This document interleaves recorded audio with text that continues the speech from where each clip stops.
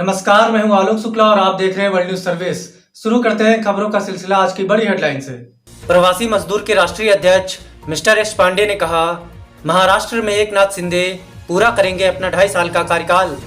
प्रवासी मजदूर के राष्ट्रीय अध्यक्ष मिस्टर एस पांडे ने वर्ल्ड न्यूज सर्विस से एक खास बातचीत में बताया कि महाराष्ट्र के मुख्यमंत्री एकनाथ शिंदे अपनी सरकार के 2.5 साल का कार्यकाल अवश्य पूरा करेंगे और महाराष्ट्र विधानसभा का आने वाला चुनाव बीजेपी और एकनाथ शिंदे मिलकर चुनाव लड़ेंगे, क्योंकि एकनाथ शिंदे ने उद्धव ठाकरे की शिवसेना पर एक तरफा कब्जा कर लिया है। वर्तमान में उद्धव ठाकरे के अधिकतर विधायक शिंदे गुट में शामिल हो रहे हैं, जिससे उद्धव ठाकरे की शिवसेना पर पकड़ ना के बराबर हो गई है। इसका प्रमुख कारण एकनाथ शिंदे और बीजेपी की सफल योजना है, क्योंकि जिस प्रकार से शिंदे गुट में शामिल होने वाले उद्धव ठाकरे के विधायकों को जिस तरह से एकनाथ शिंदे सरकार ने अपने मंत्रालय में मंत्री पद, राज्य मंत्री पद व कॉरपोरेशन चेयरमैन का पद वितरित किया है, उससे उद्धव ठाकरे के पैरों तले जमीन खिसकती जा रही है। चेयरमैन मिस्टर एच पांडे ने आगे कहा कि इन्हीं कारणों के चलते महाराष्ट्र में आगामी विधानसभा चुनाव में एनसीपी और कांग्रेस अलग अलग चुनाव लड़ेंगे और उद्धव ठाकरे भी अकेले अपनी राजनीति की साख बचाते हुए नजर आएंगे। वहीं बीजेपी के कई वरिष्ठ नेता व दिग्गज मंत्री देवेंद्र फडणवीस जैसे मंत्री व नेता एकनाथ शिंदे के साथ मिलकर चुनाव लड़ेंगे। कांग्रेस ने मुर्मू और भाजपा नेताओं के खिलाफ चुनाव आयोग में दर्ज कराई शिकायत। डब्ल्यू न्यूज चेन्नई से मिली रिपोर्ट के अनुसार कर्नाटक में कांग्रेस ने मंगलवार को राष्ट्रीय जनतांत्रिक गठबंधन की राष्ट्रपति पद की उम्मीदवार द्रौपदी मुर्मू और अन्य के खिलाफ 18 जुलाई के चुनाव में कानून के प्रावधानों के उल्लंघन का आरोप लगाते हुए निर्वाचन आयोग में शिकायत दर्ज कराई।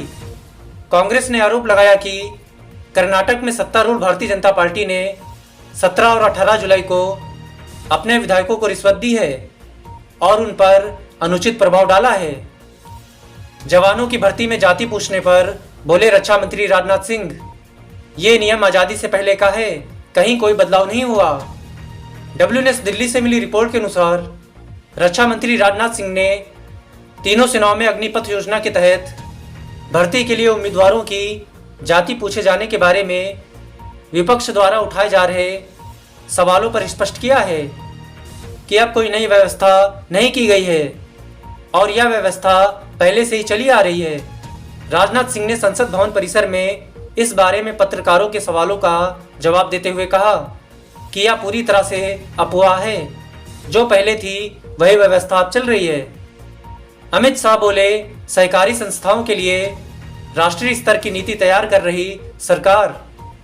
डब्ल्यू न्यूज दिल्ली से मिली रिपोर्ट के मुताबिक सहकारिता मंत्री अमित शाह ने मंगलवार को बताया कि सरकार सहकारी संस्थाओं के लिए राष्ट्रीय स्तर की नीति तैयार कर रही है और 63,000 प्राथमिक कृषि ऋण समितियों के कंप्यूटरीकरण की एक केंद्रीय प्रायोजित परियोजना भी शुरू की गई है।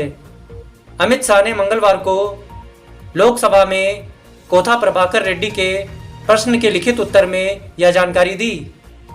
महंगाई को लेकर राहुल गांधी का पीएम मोदी पर हमला, कहा अब की बार वसूली सरकार।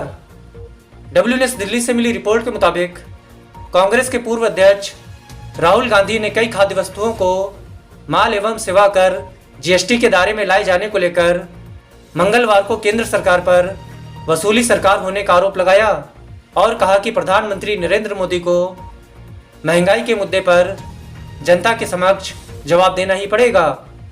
उन्होंने एक फेसबुक पोस्ट में कहा, अब की बार वसूली सरकार, अब से दूध, दही, मक्खन, चावल, दाल, ब्रेड जैसे उत्पादों पर जनता से 5% जीएसटी वसूला जाएगा।